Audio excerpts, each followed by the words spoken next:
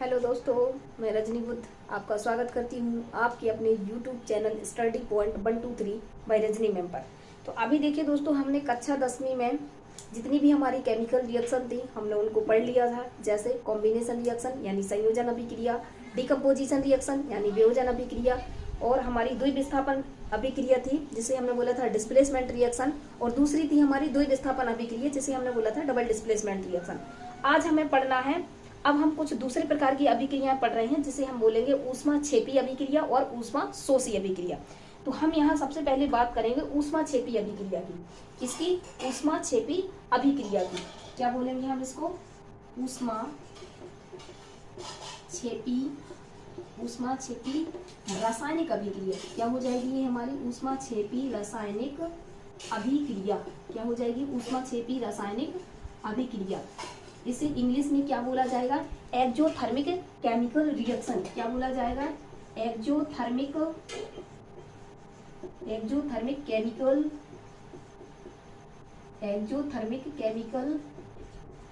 Reaction. क्या हो जाएगी? Exothermic chemical reaction. तो अब आज हम इसके बारे में पढ़ेंगे, एक्सोथर्मिक केमिकल रिएक्शन, और इसको हिंदी में क्या बोला जाएगा? ऊष्माक्षेपी रासायनिक अभिक्रिया। तो मैं आशा करूंगी कि इसकी परिभाषा मैं बोल रही हूँ जैसे आप अपनी नोटबुक में आसानी से लिख लेंगे। तो देखिए, आप इसकी परिभाषा लिखिए। तो इसकी परिभाषा हो जाएगी ऐसी रासायनिक अभिक्रिया। क्या लिखेंगे परिभाषा में? परिभाषा लिखेंगे कि ऐसी रासायनिक अभिक्रिया जिसमें उत्पाद के साथ साथ ऊष्मा का निर्माण होता है, ऊष्माक्षेपी रासायनिक अभिक्रिया या एक्सोथर्मिक केमिकल रिएक्शन कहलाती है। आशा करूंगी आपने नोट कर लिया होगा। अगर नहीं कर पाया है तो एक बार फिर समझ लें। हम किसे कहेंगे ऊष्माक्षेपी रासायनिक अभिक्रिया? तो ऐसी अभिक्रिया जिसमें उत्पाद के साथ साथ ऊष्मा भी निकलती है, ऐसी अभिक्रिया को हम बोलते हैं ऊष्माक्षेपी रासायनिक अभिक्रिया या एक्सोथर्मिक केमिकल रिएक्शन। अब देखिए कैसे ऊष्मा निकलती है। अब हम इसे एग्जाम्पल के थ्रू समझने की कोशिश करेंगे। तो हम यहाँ पे बात कर रहे हैं पहले एग्जाम्पल की। किसकी बात कर रहे हैं? पहले एग्जाम्पल की। पहले एग्जाम्पल में हम समझने की कोशिश करेंगे। जैसे हमने यहाँ पे लिया है बिना बुझा चूना। ये किसका फॉर्मूला है? कैल्शियम ऑक्साइड यानी बिना बुझे चूने का। इसमें हमने क्या मिला दिया है? पानी। क्या मिला दिया है? पानी। अब जब हम इसकी रिएक्शन कराएंगे तो हमें यहाँ पे क्या मिलेगा? Calcium hydroxide. क्या मिल जाएगा? Calcium hydroxide. और साथ में क्या निकलती है? ऊष्मा निकलती है। क्या निकलती है? ऊष्मा निकलती है। अब इसे हम बैलेंस कर लेंगे तो ये Ca एक बार है, यहाँ पे भी Ca एक बार है, यहाँ पे H दो बार है, यहाँ पे भी H दो बार है, यहाँ पे O एक बार है, लेकिन यहाँ पे H कितनी बार हो गया है? दो बार। कितनी बार हो गया है? H दो बार। और यहाँ पर भी O कितनी बार है? दो बार। और यहाँ पर भी O कितनी बार है? दो बार। तो इस प्रकार की रिएक्शन देखिए हमारी बैलेंस है, हमें इसमें कुछ नहीं करना है। अब अगर हम दूसरे एग्जाम्पल की बात करें, हमने यहाँ पे लिया है दूसरा एग्जाम्पल। क्या लिया है? दूसरा एग्जाम्पल। तो देखिए, जब हम दूसरा एग्जाम्पल लेते हैं, जैसे हमने यहाँ पे ले लिया है मीथेन। क्या लिया है? मीथेन।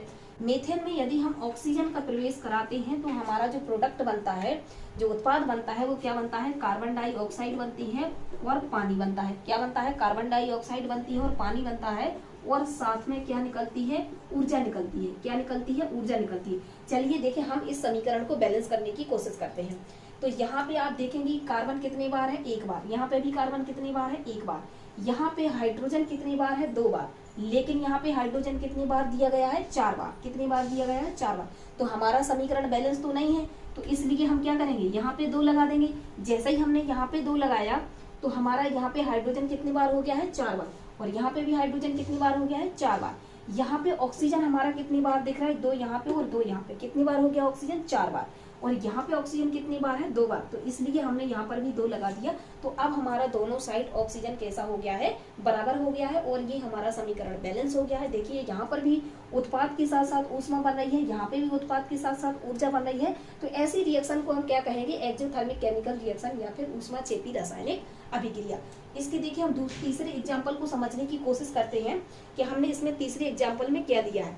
तो आप देखिए कि हम खाना खाते हैं, वो खाना हमें किस रूप में मिलता है? ग्लूकोज के रूप में। किस रूप में? ग्लूकोज के रूप में। ग्लूकोज का फॉर्मूला क्या होता है? C6H12O6। ये क्या है? हमारा ग्लूकोज है। जब ये हमारे अंदर पाचन करता है या पाचन होता है तो उस समय हमें किस चीज की जरूरत पड़ती है? ऑक्सीजन की। किस चीज की जरूरत पड़ती है हमें? ऑक्सीजन की। तो तो जब ये हमारा भोजन पचता है तो ये किस चीज में टूटता है, तो इससे बनता है हमारी कार्बन डाइऑक्साइड बनती है, जिसे हम सांस के रूप में बाहर निकाल देते हैं। दूसरा हमारा H2O पानी बनता है, और साथ में पानी बनता है, और साथ में क्या निकलता है, हमारी ऊर्जा निकलती है। क्या निकलती है, ऊर्जा निकलती है, जिसे हम काम करने के दौरान जो है खर्च करते हैं। अब हमें क्या करना है, इस समीकरण को बैलेंस करना है। तो देखिए यहाँ पे C कितनी बार दिया है, 6 बार, और यहाँ पर तो C एक ही बार है। अगर हम यहाँ पर 6 लगा दें तो देख सकते हैं कि हमारा कार्बन जो है वो बैलेंस हो जाएगा। यहाँ पे हमें हाइड्रोजन कितनी बार दिया गया है, 2 बार, और यहाँ पे हाइड्रोजन कितनी बार दिया गया है, 12 बार। अगर हम यहाँ पर 6 लगा दें तो हमारा हाइड्रोजन भी कैसा हो जाएगा, बैलेंस हो जाएगा। कैसा हो जाएगा, हमारा हाइड्रोजन बैलेंस हो जाएगा। अब हम देखें हमारा कार्बन बैलेंस हो गया है, हमारा हाइड्रोजन बैलेंस हो गया है। अब हमें बैलेंस करने के लिए क्या बचा है, ऑक्सीजन। क्या बचा है, ऑक्सीजन। यहाँ पे देखिए ऑक्सीजन हमारा कितनी बार दिया है, 6 और 2 8 बार। यहाँ पे ऑक्सीजन कितने बार हो गया है, तो 6 दूनी 12 बार।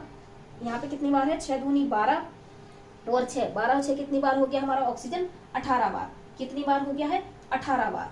तो यहाँ पे हमारा ऑक्सीजन 18 बार दिख रहा है, यहाँ पे हमारा ऑक्सीजन मात्र 8 बार दिख रहा है। अगर हम यहाँ पर 6 लगा दें, क्या लगा दें, 6, तो 6 दूनी 12 और 6 कितना हो जाएगा, 18।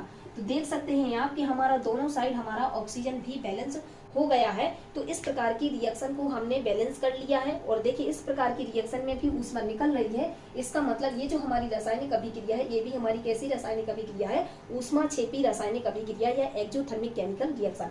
आशा करूंगी अगर आप इतने से नहीं समझ पा रहे हैं तो मैं यहाँ पे एक एग्जाम्पल और लेने की कोशिश करूंगी, जिसमें हमने एक यूज किया है आयरन ऑक्साइड का। किसका, आयरन ऑक्साइड, Fe2O3। ये हमारे आयरन ऑक्साइड का फॉर्मूला होगा। अगर आपको समझ में ना आ रहा हो कि यहाँ पे आयरन ऑक्साइड का फॉर्मूला क्या बनेगा, तो आप पिछले वीडियो को जरूर देखिए, उसमें आपको बताया गया है कि फॉर्मूला कैसे बनेगा। इसमें हमने क्या मिलाया है, एल्युमिनियम मिलाया है। क्या मिलाया है, एल्युमिनियम मिलाया है, जिससे हमारा क्या बन गया है, एल्यूमिनियम ऑक्साइड।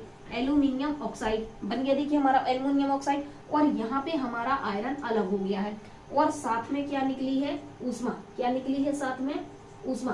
तो ये हमारी साथ में ऊष्मा निकल गई है। अब देखिए कि इस प्रकार के समीकरण में भी हमारी ऊष्मा निकल गई है, यानी ये कौन सी रिएक्शन हो जाएगी, एक्सोथर्मिक केमिकल रिएक्शन। अब आप देखेंगे यहाँ पे कि यहाँ पे जो हमें आयरन दिया गया है वो कितनी बार दिया गया है, 2 बार। यहाँ पे आयरन कितनी बार दिया गया है, 2 बार। और यहाँ पे आयरन कितनी बार है, 1 बार।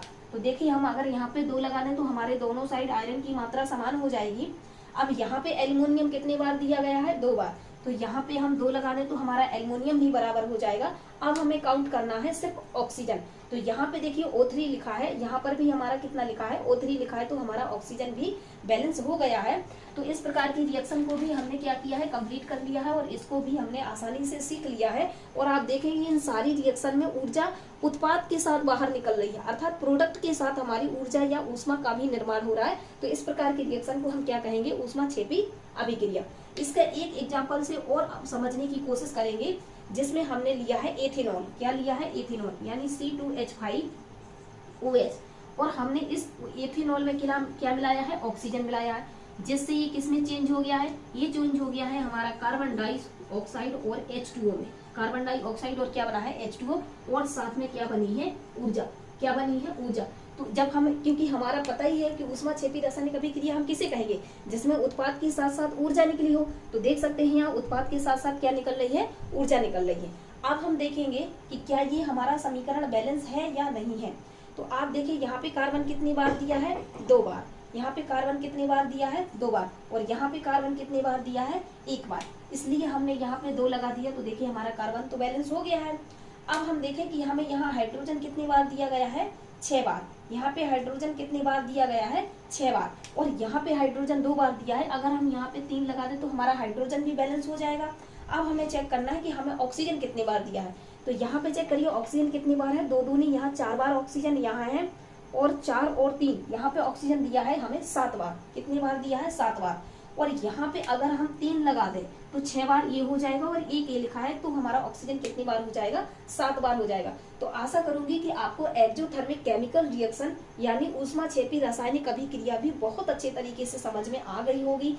आपको ये बेहतरीन तरीके से समझ में आ गया होगा कि जब प्रोडक्ट यानी उत्पाद के साथ में ऊर्जा निकलती है तो ऐसी रिएक्शन को हम बोलते हैं ऊष्माक्षेपी रासायनिक अभिक्रिया या एक्सोथर्मिक केमिकल रिएक्शन। तो आशा करूंगी आपने इसको अच्छे से समझ लिया होगा। अब हम दूसरी पढ़ेंगे कौन सी? ऊष्मा शोषी रासायनिक अभिक्रिया। क्या पढ़ेंगे? ऊष्मा शोषी रासायनिक अभिक्रिया।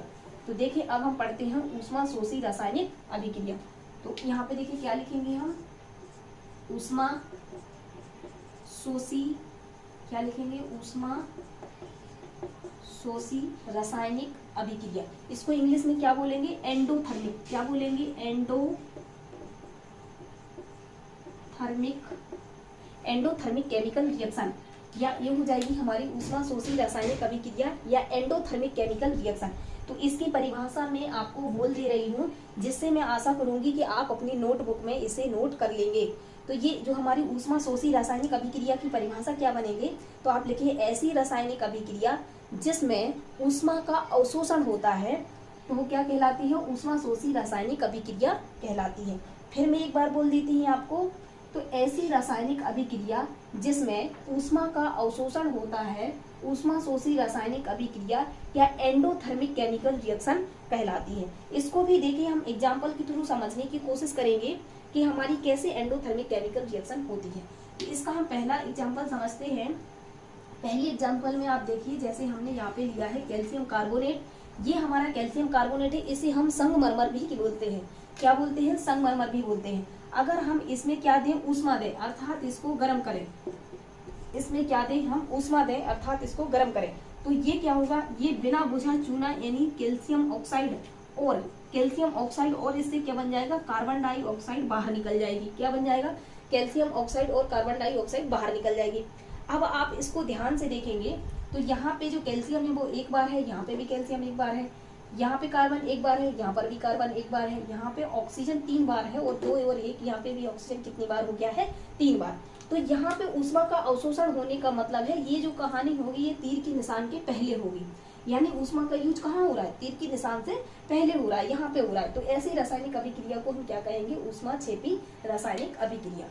अब हम इसमें दूसरी रिएक्शन को समझने की कोशिश करते हैं। तो देखिए जैसे हमने जल लिया है, क्या लिया है? जल लिया है, और इसका हम विद्युत अपघटन करना चाहते हैं। क्या करना चाहते हैं? विद्युत अपघटन। तो जैसे ही हम इसमें विद्युत अपघटन करेंगे तो आप देखेंगे इसमें हमारा हाइड्रोजन गैस अलग हो जाएगी और ऑक्सीजन गैस अलग हो जाएगी। हाइड्रोजन गैस हमारी अलग हो जाएगी और ऑक्सीजन गैस हमारी अलग हो जाएगी। तो हमने इसका क्या किया है? पानी का विद्युत अपघटन किया है या विद्युत का जल अपघटन किया है। किसका? जल का। तो यहाँ पे हमारा हाइड्रोजन 2 बार है, यहाँ पे भी हमारा हाइड्रोजन 2 बार है, यहाँ पे हमारा ऑक्सीजन 2 बार है, यहाँ पे 1 बार है। तो यहाँ पे हम क्या कर देंगे? 2 लगा देंगे। जैसे ही हम यहाँ पे 2 लगाएंगे तो हमारे यहाँ पे हाइड्रोजन 4 बार हो जाएगा, तो यहाँ पे भी 2 लगा देंगे तो हमारे यहाँ पे भी हाइड्रोजन 4 बार हो जाएगा। यहाँ पे हमारा ऑक्सीजन 2 बार है, यहाँ पे भी हमारा ऑक्सीजन कितनी बार हो जाएगा? 2 बार हो जाएगा। तो इस प्रकार से हमने देखिए, आप यहाँ पे भी देख रहे हैं हम इसमें एक्स्ट्रा ऊष्मा यानी एक्स्ट्रा विद्युत या अलग से ऊर्जा या अलग से ऊष्मा देते हैं। तो इस प्रकार की रिएक्शन को हम क्या कहते हैं? ऊष्मा शोषी रासायनिक अभिक्रिया या एंडोथर्मिक केमिकल रिएक्शन कहते हैं। इसमें हम तीसरे एग्जाम्पल के थ्रू समझते हैं कि इसमें और क्या कहा गया है।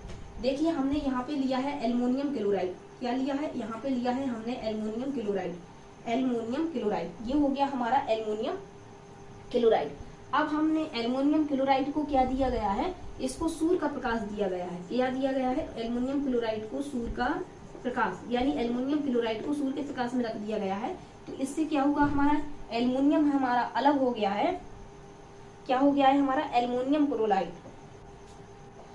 सॉरी हम यहाँ पे एल्युमिनियम क्लोराइड नहीं, हमने यहाँ पे लिया है सिल्वर क्लोराइड। क्या लिया है? Silver chloride. हमने यहाँ पे सिल्वर क्लोराइड ले लिया है और जिसे हमने सूर्य के प्रकाश में रखा है, तो इससे हमारा सिल्वर क्या हो जाएगा? अलग हो जाएगा। हमारे यहाँ पे सिल्वर क्या हो जाएगा? अलग। सिल्वर मीन्स चांदी अलग हो जाएगी और इसकी क्लोरीन गैस जो है वो अलग हो जाएगी। तो आप यहाँ पे देखेंगे कि यहाँ Ag1 है और यहाँ पे भी Ag1 है, लेकिन यहाँ पे Cl2 है, तो हम यहाँ पे क्या कर देंगे? 2 लगा देंगे। तो हमारा Ag भी यहाँ पे 2 हो जाएगा, जिससे हमें क्या करना पड़ेगा? यहाँ पर भी 2 लगाना पड़ेगा, तो हमारा यहाँ पे Ag भी अलग हो जाएगा। तो हमने यहाँ पे सिल्वर क्लोराइड को सूर्य के प्रकाश में रख दिया है, जिससे हमारा सिल्वर अलग हो गया है और क्लोराइड अलग हो गया। तो यहाँ पे भी देखिए हमने एक्स्ट्रा ऊष्मा की आवश्यकता पड़ी है, तो ऐसी रासायनिक अभिक्रिया को हम क्या कहेंगे? ऊष्मा शोषी। तो इन सब अभिक्रियाओं में क्या लगेगा? ऊष्मा लगेगी। क्या लगेगी? ऊष्मा लगेगी। अब दूसरा एग्जाम्पल हम समझने की कोशिश करते हैं। हमने यहाँ पे लिया है आयरन सल्फेट। क्या लिया है? Iron sulphate. देखिए आयरन सल्फेट का हमारा फॉर्मूला क्या बन जाएगा? तो आयरन सल्फेट का हमारा फॉर्मूला बनेगा FeSO4। क्या बनेगा? FeSO4। अब देखिए FeSO4 को हमने क्या किया है, यहाँ इसको ऊष्मा दी है, क्या दिया है, इसको ऊष्मा दी है, जिससे इसको ऊष्मा देने से के बाद हमारा क्या हुआ है, आयरन सल्फेट को, ये हमारा आयरन ऑक्साइड किसमें चेंज हो गया है, यानी इससे बना है हमारा फेरस इससे हमारा बना है फेरिक ऑक्साइड, और एक बन गया हमारा SO2 और एक बन गया हमारा सल्फर ट्राई ऑक्साइड, और ये हो गया हमारा सल्फर डाई ऑक्साइड, ये बन गया हमारा फेरिक ऑक्साइड। ये हमारा क्या था, आयरन सल्फेट था, इसे हम क्या बोल सकते हैं, फेरस सल्फेट।